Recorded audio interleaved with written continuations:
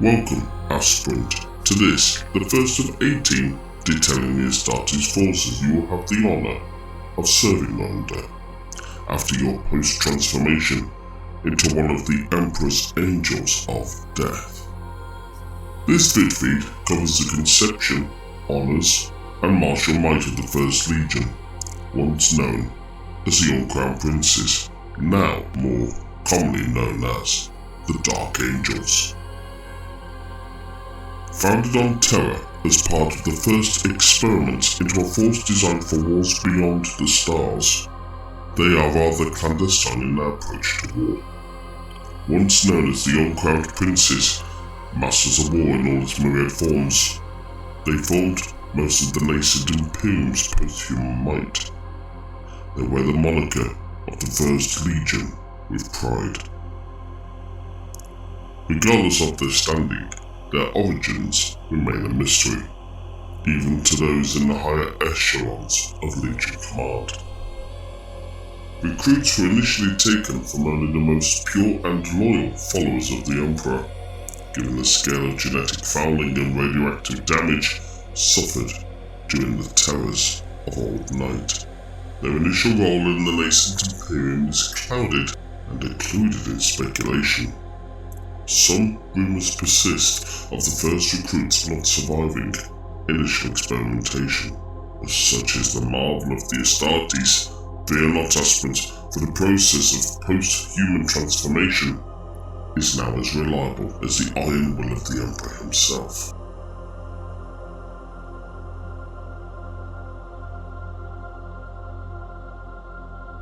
Such is the fate of that legion, to have one foot in the light and one in the darkness at any one time. What was known is that they formed the initial vanguard against the terrorists that inhabited Old Earth at the time, standing shoulder to shoulder with the Thunder Warriors and Custodian Guard. Those initial aspirants were even present at the fall of the last Thunder Warrior and Mount Ararat.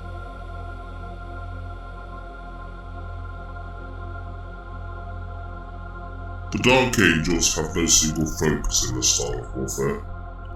Rather, their origin and disparate nature meant all types of warfare are considered worthy of study and use. From the cavalry-laden charges of those riders of the Anatolian steppes, to the brutal code of infantry warfare fought in Old Alba and Europa at this time. Those, among over a dozen other specialist forces and cultures on Terra, make up the myriad aspects of a legion with no single focus.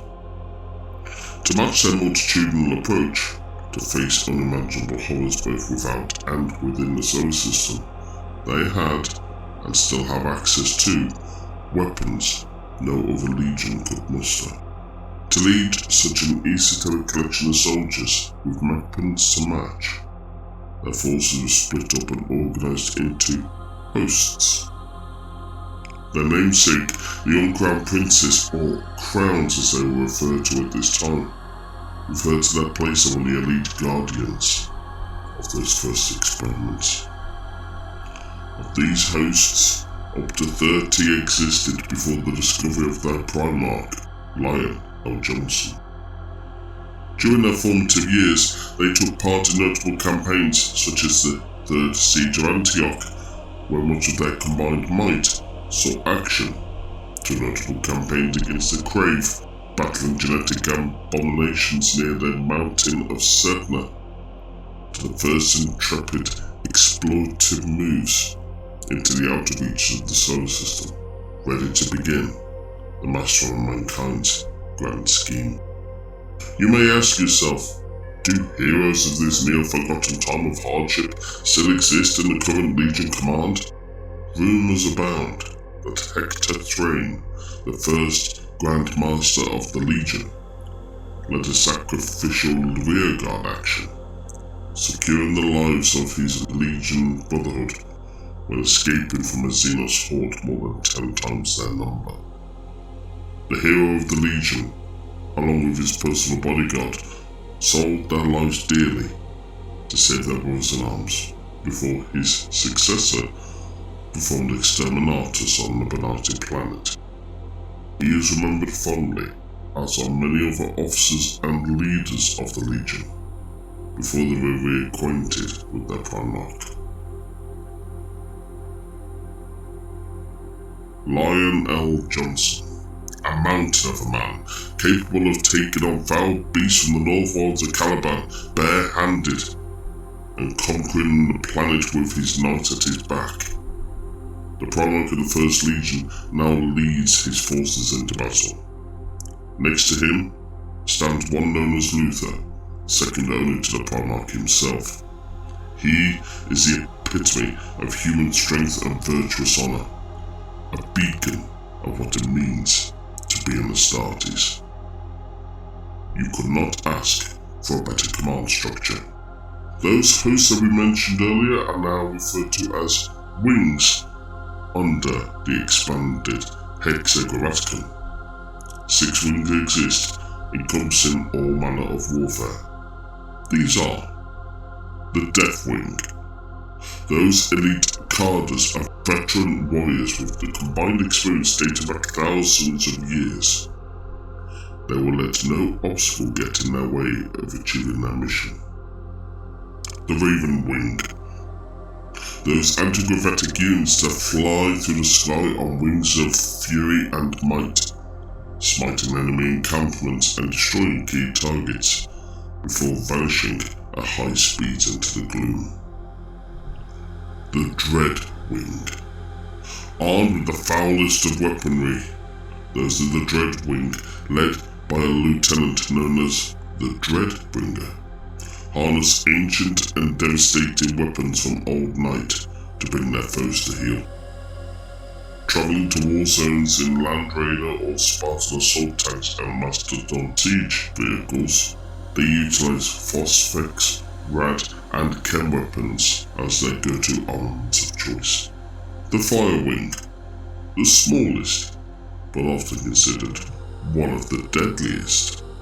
They utilize darkness as subterfuge for their own clandestine advantage.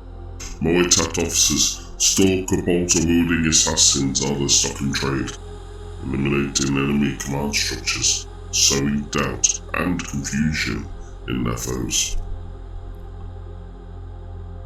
The Iron Wing. The utility of shock assault, heavily armoured walkers known as dreadnoughts, and the usefulness of brute force as its own doctrine is their chosen path to victory. And the largest is the Storm Wing.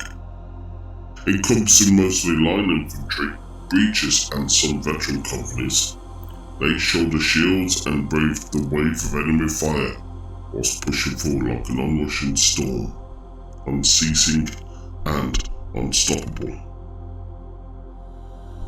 As for martial ways of war, the Legion, despite their initial battles standing in line in their thousands, prefer smaller deployments, while maximising their advantage of their advanced weaponry. Why have 100 mount arms when a 10-man squad armed with a multitude of esoteric weaponry can have the same result?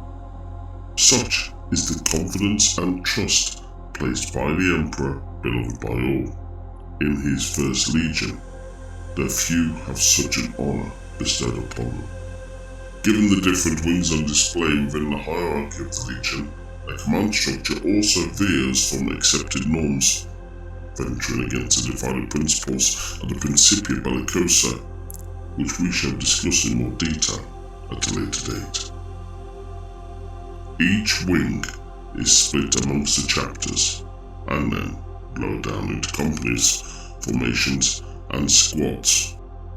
However, those formed specialist wing designations are present as captains, lieutenants, and sergeants in their own right. An officer class leading a specialist squad of men designated with a single task to perform, depending on their method of war and the threat that they face. It is a unique setup among the legions. However, it is not for all soldiers to fight this way. Other legions have their own martial patterns and orders of battle.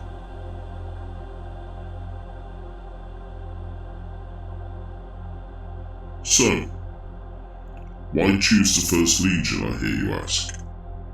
To be counted among the first of the 18, to be led by an enigmatic warrior of legendary renown, himself a leader of such vaunted warriors who some served directly under the Emperor during the Great Crusade.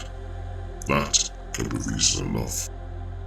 Their clandestine way of war, their specialism for idiosyncratic warfare, and a focus on specific battle theatres can fully utilise a way of war not found anywhere else. To utilise weapons that most legions have cast aside as being obsolete or too dangerous is another. The question then may not be, why choose the First Legion? Rather, the question may instead be, why would you not choose the First Legion?